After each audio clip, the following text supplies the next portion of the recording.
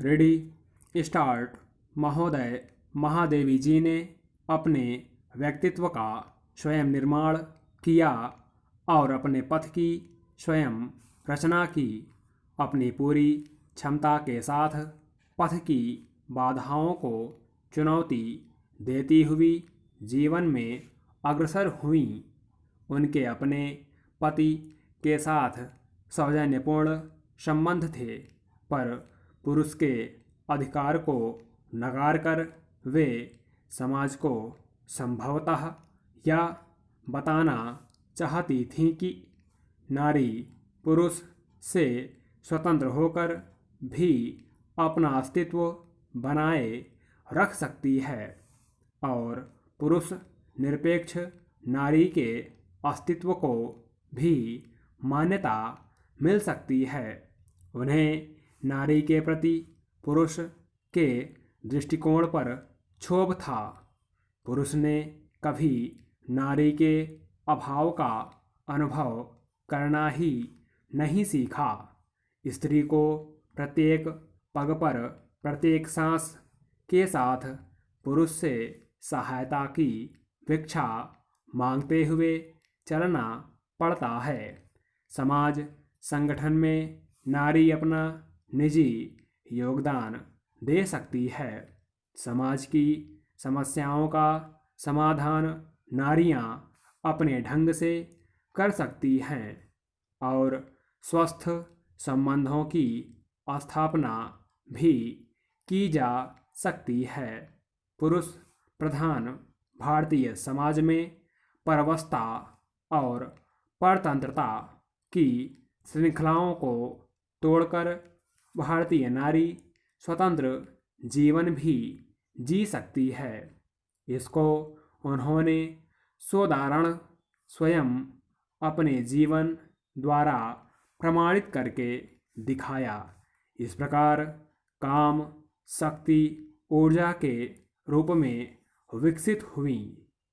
महादेवी के व्यक्तित्व में काम शक्ति का प्रतिबंधित और दिशांतरण रूप विकसित हुआ, जो सामाजिक दृष्टि से उपयोगी सिद्ध हुआ।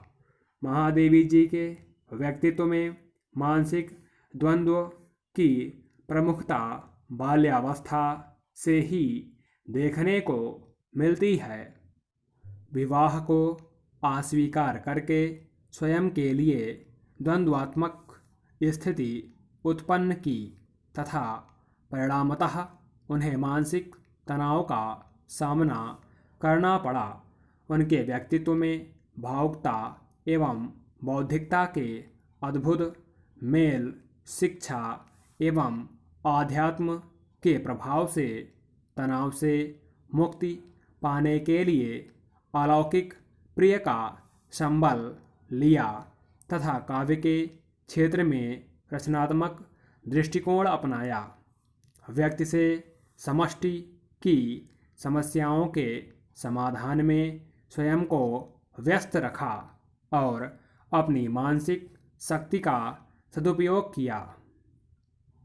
उनका व्यक्तित्व सृजनात्मकता का प्रतीक बन गया। उन्होंने अपने सबल व्यक्तित्व द्वारा अपनी परिस्थितियों को चुनौती देकर मनोनुकूल पथ का चुनाव किया। अपने आत्मविश्वास को उन्होंने कभी नहीं खोया। जिस मार्ग पर चल पड़ी कभी लौटी नहीं। महादेवी जी ने अपनी इच्छा शक्ति का प्रयोग करके अपने दुख को अभिशाप बनाने की अपेक्षा शक्ति बना लिया। दीपक से उन्होंने जलकर दीप्त होने के और कमल से विकासशील होने की प्रेरणा ली। नारी जीवन की उन्नति के लिए वे सदैव तत्पर रहीं। वे स्वयं कन्यावध तथा बाल विवाह संबंधी नारी समस्याओं से परिचित थीं और स्वयं को भी कुछ सीमा तक उलझाना पड़ा। अतः इसके विरुद्ध आवाज़ उठाई कि समाज नारी की शक्ति और क्षमता समझे। नारी भोग्या नहीं, शक्ति है, निराश्रित नहीं, आश्रयदात्री है। उन्होंने स्वयं नारी जाति में आत्महीनता की ग्रंथि को आत्मविश्वास तथा आत्मगौरव द्वारा विजय प्राप्त करके नारी जाति के सामने आदर्श प्रस्तुत किया। उन्हें भारत देश में नारी की स्थिति पर क्षोभ था। नारी आज अलंकरण मात्र है, पुरुष उसे भोग रहा है। स्टॉप।